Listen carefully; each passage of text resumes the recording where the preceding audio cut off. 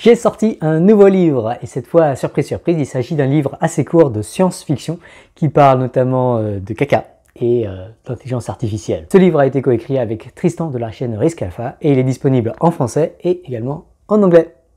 Et oui, et le livre en question s'appelle Smart Poop. Il raconte l'histoire d'une entreprise du numérique, Smart Poop, ou caca intelligent dans la langue de la Startup Nation, qui effectue des analyses automatisées d'excréments, ce qui lui permet des diagnostics médicaux ultra perfectionnés. Cependant, dans chaque chapitre, le déploiement de Smart Poop conduit à des effets secondaires imprévus, avec des conséquences médicales et sociales tragiques. Les cofondateurs de Smart Poop, les héros de l'histoire, doivent alors prendre la responsabilité de leur technologie, en subir les conséquences et trouver des solutions pour rendre leurs algorithmes sécurisés et éthiques. L'objectif de la science-fiction, en plus de divertir bien sûr, c'est de sensibiliser un grand public aux enjeux de l'éthique de l'information et des algorithmes à travers des exemples extrêmement parlants et réalistes, et avec malheureusement aussi beaucoup d'inspiration qui viennent tout droit de l'actualité. Oui, par exemple, Smart Poop est initialement une application avec laquelle l'utilisateur photographie ses selles, ses excréments, et qui effectue un diagnostic médical simpliste à partir de là. Du genre, ah oui, effectivement, cette diarrhée ressemble à une grosse diarrhée. Du coup, au début, sans surprise, c'est un gros flop l'application. Jusqu'au jour où une pandémie dévastatrice bouleverse complètement les besoins en diagnostic précoce de la société. Et bon, la pandémie en question, ce n'est pas le Covid-19, parce que le coronavirus n'est pas vraiment associé à de la diarrhée. Dans l'histoire de Smart Poop, la pandémie en question, c'est une pandémie de Rovid-19, où le R correspond au rotavirus, qui est l'un des virus les plus courants de la chiasse.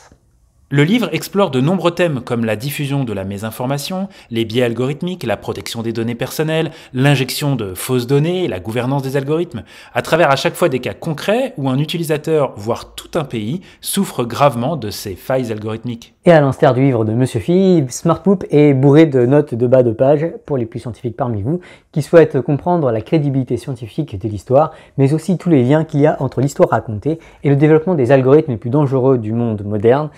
Et je parle bien sûr des algorithmes de Google et de Facebook. Et donc, histoire de vous donner envie d'acheter ou d'offrir la version papier de ce livre auto-publié sur Amazon, ou simplement d'en télécharger gratuitement et parfaitement légalement la version électronique sur GitHub publiée sous licence Creative Commons Attribution, on vous propose la lecture d'un petit extrait du premier chapitre. En mai 2020, alors que les nombres de cas diminuent lentement, mais demeurent encore très élevés, Smart Poop récolte quotidiennement des centaines de milliers de photographies. Au total, Smart Poop dispose alors de dizaines de millions de photos d'excréments. Malheureusement, si les algorithmes de Katia distinguent aisément les diarrhées glérosanglantes des cas avancés, ils échouent encore à détecter une quelconque différence entre les cas infectés présymptomatiques et les cas sains. Katia est frustrée. Ça semble peine perdue, s'exaspère-t-elle auprès de Marc. Tu regrettes encore nos efforts ? Non, je pense que cette fois, le pari était bon. Il y avait peu de chances que Smart Poop résolve la crise du Covid-19. Mais si c'était le cas, on aurait sauvé l'humanité. Bon, c'est pas le cas. Mais cette fois, je pense qu'on a bien fait d'essayer. Ça n'en reste pas moins frustrant. Déçu, Marc reconnaît que les confinements vont probablement s'éterniser, probablement pendant des années, le temps qu'un vaccin efficace soit développé, testé et déployé à très grande échelle, si tant est qu'il voit le jour un jour. Pendant ce temps, le Rovid-19 ne cessera de se diffuser. En entendant ces mots, Katia se lève, agitant son index droit qui illustre le bouillonnement intellectuel qui anime ses neurones. Se diffuser ? Mais oui, c'est ça ! Katia se jette alors sur son ordinateur et se met à coder. Marc la suit et demande des explications. Quelle est la nouvelle idée de Katia ? Le virus du Rovid-19 se diffuse particulièrement bien à travers les flatulences, explique Katia. Mais de ce que je comprends, d'habitude, les flatulences ne diffusent pas très loin car nous portons des culottes et des pantalons. Bon, aussi des jupes et des robes, mais oublions les jupes et les robes, elles sont interdites depuis des mois maintenant. Pour que le Rovid-19 se diffuse vraiment bien, il doit probablement affecter la manière dont les gaz sont produits et se diffusent. Mais ce gaz, il doit aussi être présent dans les excréments, et on devrait le voir, mais pas dans une photo. Pour le voir, il faut une vidéo. C'est ainsi que Smart Poop propose désormais non pas de photographier les excréments, mais de les filmer. Quelques jours plus tard, des centaines de milliers de vidéos de quelques secondes sont collectées par Smart Poop. Katia, qui n'a pas dormi entre-temps, est alors sur le point d'achever la conception de nouveaux algorithmes de Smart Poop, désormais adaptés à l'analyse de vidéos. À 4 heures du matin, Katia rentre dans la chambre de Mark pour le réveiller. Mark se réveille en sursaut, court chercher une bouteille de champagne et rejoint Katia dans le salon.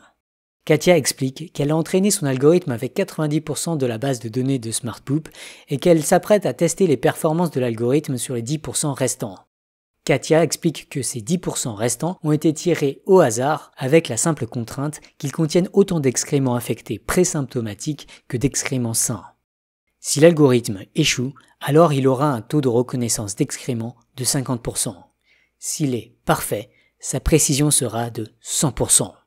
Il ne reste plus qu'à lancer le test de l'algorithme pour connaître sa performance. Katia et Mark lancent alors un décompte. 5, 4, 3, 2, 1. Le test est lancé. 10 secondes plus tard, 10% du test est effectué. Il faudra donc attendre encore 1 minute et demie pour avoir les résultats. Pendant cette longue minute et demie, Katia et Mark ont le souffle coupé. Enfin, le résultat s'affiche. Le verdict, 52,4%. Tête baissée, Mark se lève et part remettre le champagne au réfrigérateur. Katia, elle, s'affale dans le canapé. Quand Mark revient dans le salon, Katia dort déjà. Il va lui chercher une couverture pour lui éviter de prendre froid. Puis, il va se coucher à son tour. Le lendemain, Mark se réveille à 15 heures. Katia dort encore. En fait, Katia dormira 20 heures de suite. C'est encore au beau milieu de la nuit que Katia réveille tout à coup Mark. 5 écarts types, répète-t-elle. Le test n'a pas échoué. Il est en fait assez nettement au-dessus de 50%. Mais un taux de succès de 52,4% ne nous aidera absolument pas à arrêter le Covid-19. Katia explique alors que, en effet, l'algorithme actuel est très largement insuffisant. Cependant, la supériorité de 52,4% par rapport à 50%, cela suffit à suggérer que SmartPoop est bel et bien en train de relever un signal distinctif des excréments infectés. Si SmartPoop ne détectait absolument rien, alors on s'attendrait à un taux d'erreur de 50%, explique Katia. Mais pas exactement de 50%, à cause des fluctuations statistiques. Sachant que le test a été effectué sur des dizaines de milliers de vidéos d'excréments, on s'attendrait à obtenir 50%, plus ou moins une erreur de l'ordre de 0,5%. Or, là, on est à 52,4%, soit 2,4% de plus que 50%. Un écart de 2,4%, c'est donc presque 5 fois la fluctuation de 0,5%. C'est beaucoup. Et ça veut dire que la distinction existe très probablement. SmartPoop n'est simplement pas encore capable de l'identifier. Mark demande à Katia ce qu'il manque pour discerner ce signal. Katia répond « Si on veut diagnostiquer quoi que ce soit, il faut des données, beaucoup de données. Et il va nous falloir aussi beaucoup de machines pour analyser toutes ces données. Mais maintenant qu'on a 5 écarts types, je suis sûre qu'on va pouvoir trouver des investisseurs pour nous y aider. On tient notre POC. » Katia et Mark décident alors de se lancer à corps perdu dans le développement de SmartPoop.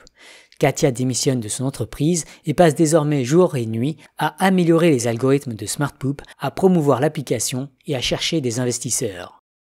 Elle loue alors plus de puissance de calcul encore sur le serveur d'Amazon Web Services et appelle aussi ses anciens camarades de thèse pour qu'ils l'aident dans le développement de SmartPoop. Mark, lui, passe son temps à tester SmartPoop et à suggérer les améliorations de l'interface pour rendre son utilisation plus facile et compréhensible pour tous ses utilisateurs. Mark contacte également régulièrement différents médias et les appelle à promouvoir SmartPoop pour recueillir davantage d'utilisateurs et de données. Science for Alpha parle régulièrement des progrès de SmartPoop dans ses vidéos YouTube et encourage ses collègues du web à en faire de même. Jour après jour, la performance de SmartPoop s'améliore. En juillet 2020, elle passe à 55%. En août, elle passe à 60%. Katia et Mark sont désormais invités sur les plateaux de télévision pour parler de SmartPoop. Les journaux nationaux titrent « Filmez vos excréments pour sortir du confinement ».